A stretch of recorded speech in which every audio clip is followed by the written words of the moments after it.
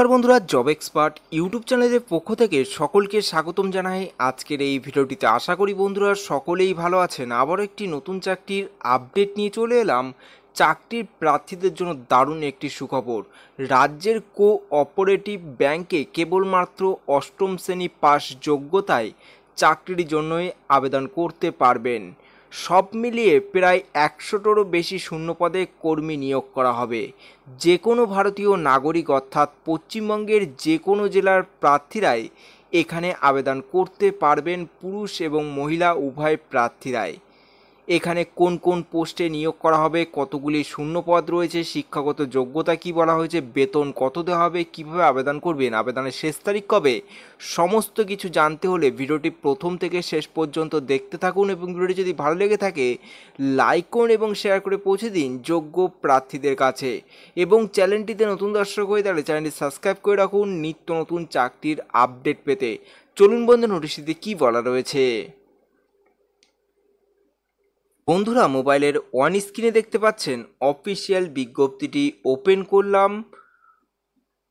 Cooperative ব্যাংকের তরফ থেকে এই বিজ্ঞপ্তিটি প্রকাশিত করা হয়েছে। এখানে নোটিশটি পাবলিশ করা হয়েছে 9/4/2024 এই তারিখে নোটিশটি পাবলিশ করা হয়েছে। এখানে যে পোস্টটিতে প্রার্থীদের নিয়োগ করা হবে সেটি হলো কেরালা ব্যাংকে প্রার্থীদের নিয়োগ করা হবে। Kerala state of cooperative bank লিমিটেডে এই নিয়োগটি করা হবে। নেম অফ পোস্ট রয়েছে অফিস অ্যাটেন্ডেন্ট পদে প্রার্থীদের নিয়োগ করা হবে। বেতন রয়েছে 16,500 থেকে 44,050 টাকা পর্যন্ত প্রতি মাসে এখানে বেতন দেওয়া হবে এবং শূন্যপদ রয়েছে 125টি শূন্যপদে প্রার্থীদের এখানে নিয়োগটি করা হবে।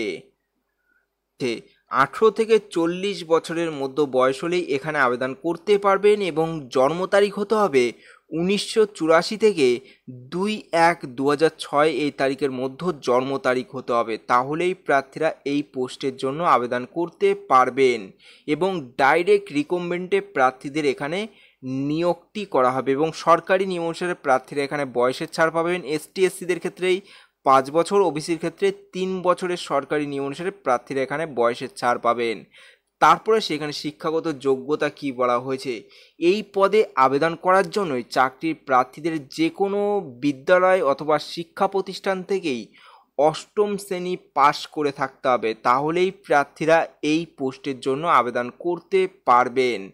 তারপরে সেখানে কিভাবে আবেদন করবেন, এখানে আবেদন করতে হলে প্রার্থীদের অনলাইনের মাধ্যমে আবেদন করতে হবে।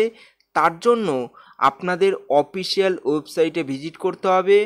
কেরালা পাবলিক সার্ভিস কমিশন এই অফিসিয়াল ওয়েবসাইটে আপনাদের ভিজিট করতে হবে। আপনাদের সুবিধার্থে ভিডিও ডিসক্রিপশনে এই অফিসিয়াল ওয়েবসাইটের লিঙ্কটি দেওয়া আছে।